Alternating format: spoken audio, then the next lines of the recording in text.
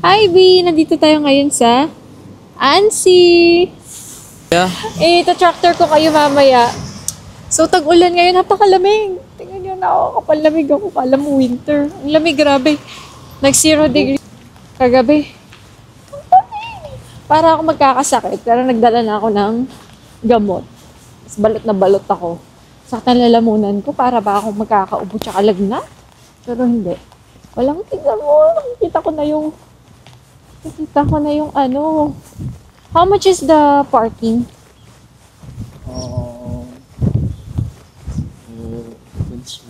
€1 per hour. €1 per hour? Yeah. It's very cheap. Okay. Ay, ayan na yung lake. Ayan na yung lake. So nice. Yun nga lang ma-foggy, B. Ayan, ang foggy. Lamig. Papakita ko sa inyo ng maayos. Wait lang. Lamig ako. Ayan, nakikita niyo yung nasa likod ko na yan. Bundok sana yan kaso sobrang foggy. Hindi na makita. Pakita ko sa inyo maayos. Ayan lake tapos bundok. Kaso hindi naman makita. Sobrang malapit na to sa Switzerland. Kaya mabundok at malamig. No? Malapit na to sa Geneva.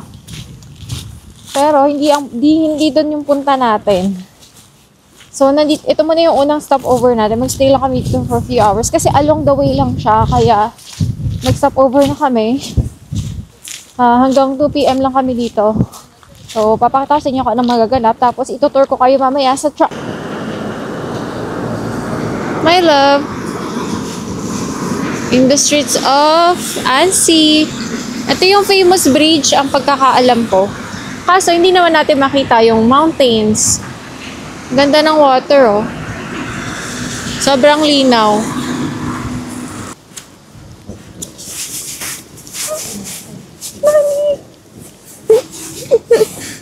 Lamig! Ang lamig!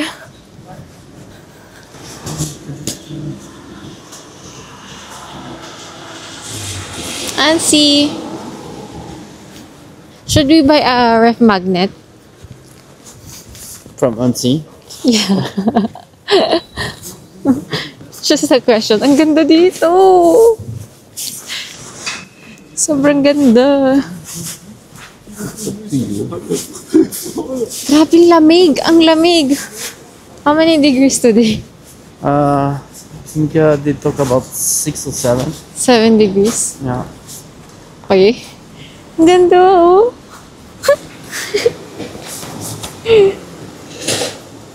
Magkano tayo? Video tayo for TikTok.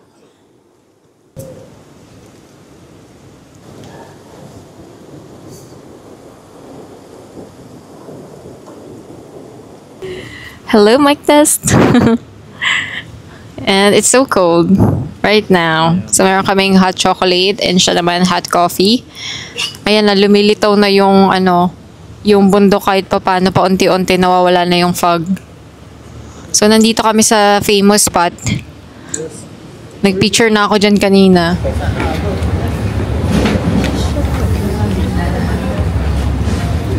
Lamig!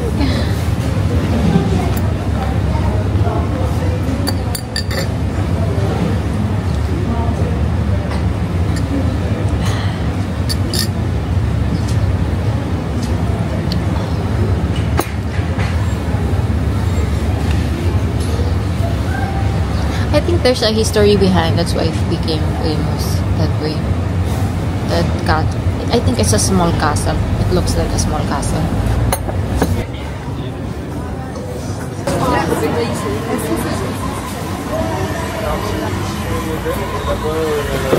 So ngayon, nag-iikot kami sa mga tourist spots dito. Meron tayong nakitang mga swan.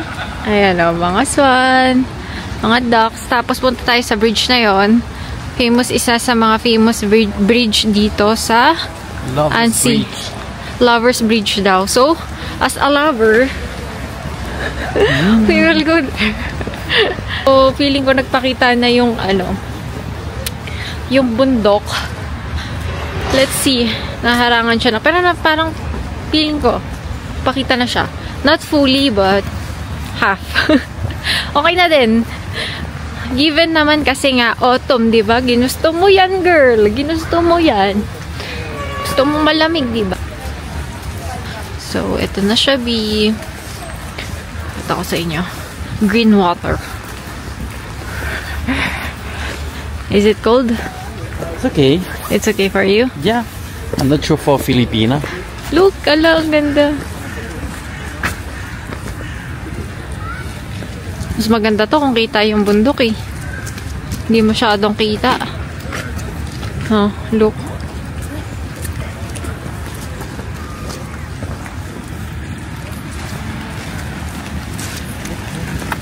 And ito yung nandito kami kanina. Ayan.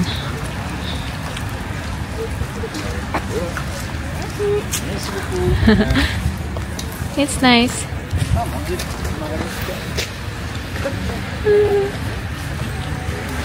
Lover's Bridge. Oh. May lover. So, katabi na nito yung Swiss. As in, katapat lang. Tingnan nyo. Mag-picture ako dito. So, abangan nyo yung mga post ko sa Instagram. Alam nyo na yan. Ayan, ang ganda dito. Ano yun? Kung wala pa kayong masyadong budget for Swiss, go kayo dito. Go here. If you don't have enough budget for Switzerland. Ito na siya, matatanaw nyo na, oh. That one, no, right, honey? At the end of the lake is... Ayun, Swiss na yon. Basta yung bandang doon. Swiss na yan. So, if you want to go to Swiss by this way, just go on a boat. Or swim. Right? No, it's a joke. It's a long swim, huh? It's a joke.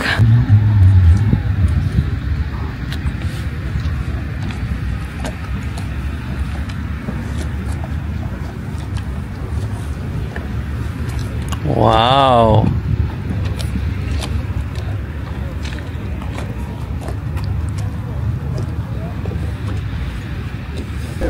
Ngayon, naghahanap kami ng bakery or boulangerie kasi bibili kami ng ang tawag nito ng baguette. Tapos, babalik na kami ng truck. Tapos, ita-tractor ko na kayo. So, naglalakad-lakad na lang kami dito sa Annecy. Nililibot namin yung pinaka-center ng Annecy. Ang ganda niya. Yun nga lang, hindi masyadong kita yung tawag nito, yung mountains. Hindi nga lang kita masyado yung mountains. Mas maganda siguro kung kita yung mountains. Pero okay na din. Experience.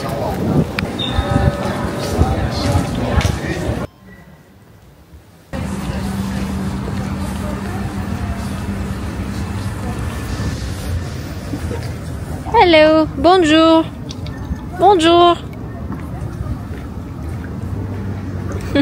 So, tara, mag-tractor tayo. First, dito muna sa harap. Okay, come. So, sa side na to is yung side ko. Nandito lang yung gamit ko. Water. Drink your water, ha.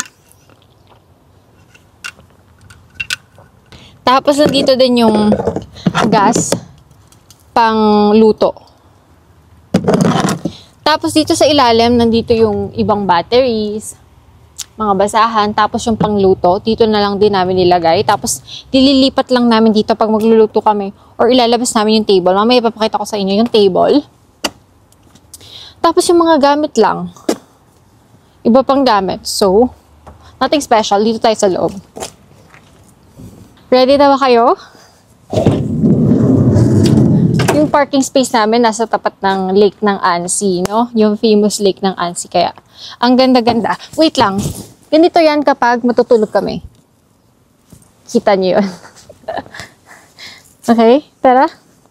Tara. Pasa ka. Okay.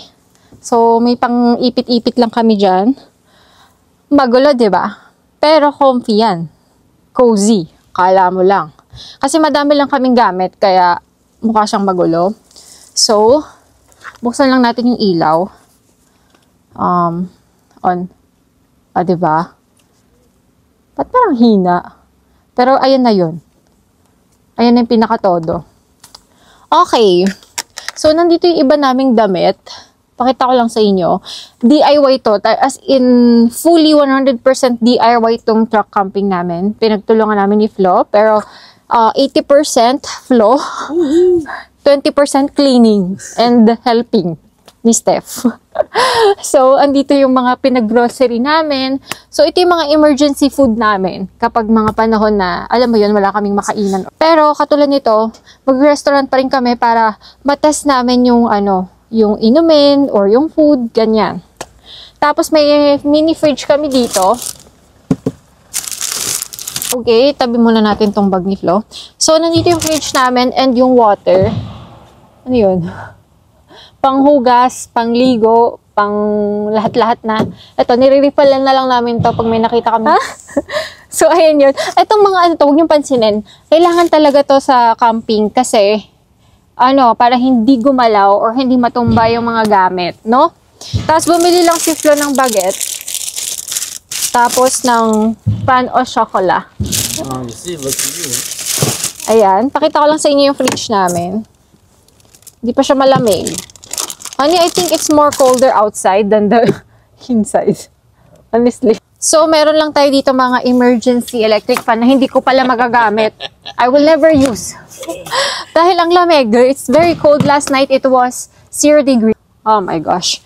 Pero kaya rin naman dahil mamaya papakita ko dami namin kumot na dala. So, prepared naman kami. It's either maging mainit or cold. Prepared kami. So, yun naman yung maganda doon. Tapos, meron ako ditong stocks ng Starbucks. Diba? Para pagka, alam mo yun, nasa gitna kami ng bundok, wala kami mabila ng coffee. Coffee is life, diba? Tapos, mga tubig namin pala. Tubig namin. And, iba pa naming mga food. Nandyan lang naman yan, lahat-lahat. Tapos, dito, meron tayo ditong aking toilet. Huwag nyo na lang silipin. Nakasara yan. Pero, ayan, gamit na gamit ko yan, no? Diyos ko po. As a ihi in person. So, dito naman sa area na to, nandito yung mga, mainly lahat ng gamit namin nandito sa ilalim. Para spacious kami dito. Pag gusto namin magluto, ipapatong lang namin dito. Tapos, ito pa yung iba pong gamit. Gamit ko to, mga damit namin. Andyan na lahat-lahat yan. Emergency na naman. Another one. Tapos, finally, nagamit ko na to, no? Lamig kasi dito. Mga slippers ko lang. Tapos, kitchenware, nandito na. Extra food, nandun pa sa dulo.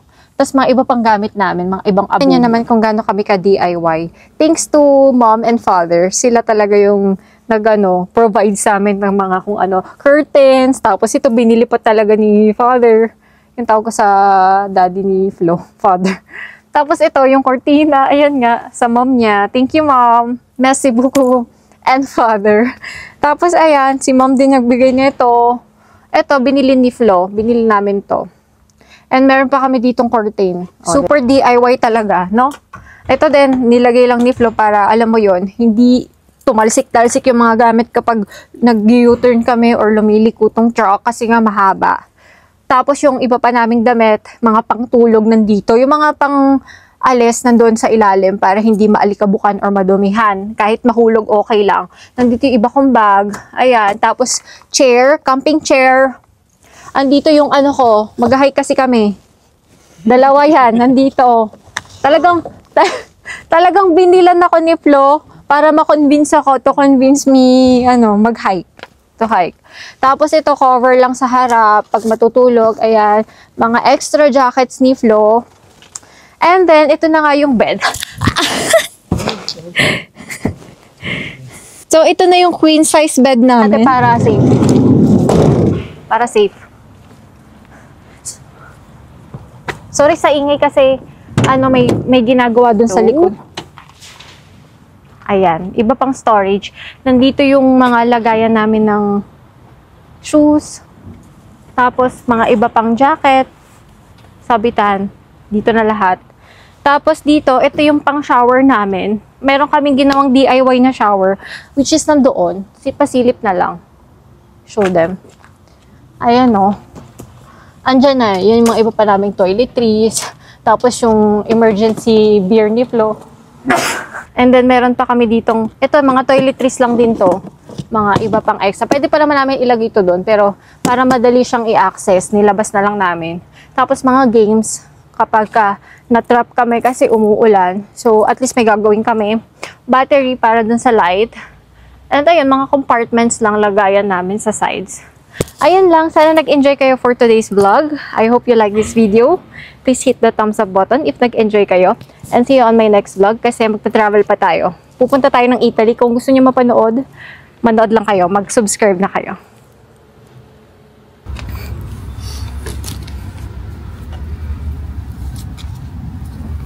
Only stop is my puppy. They will see how French you are. Yeah, I'm sorry. With cornichon. Best combo nila yan. Cornichon, baguette, tapos patty.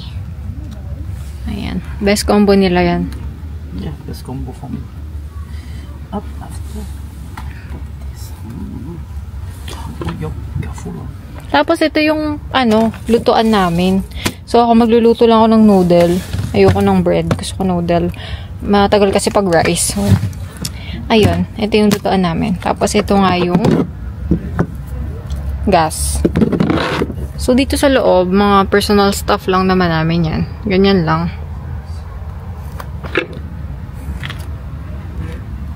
Yummers! Duck duck patty, not pork. Yeah, this one is the Duck liver. Ito lang yung liver na nagustuhan ko. It's the only liver I liked. Yeah, me too. I don't like liver. Wow. It's a big sandwich. Yeah. For people who's very hungry. Mas kita yung mountains ngayon. Ayun na siya, nagpapakita na siya kung kailan namang nasa truck na kami, oh.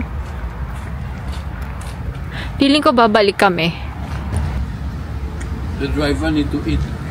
Driver need to eat.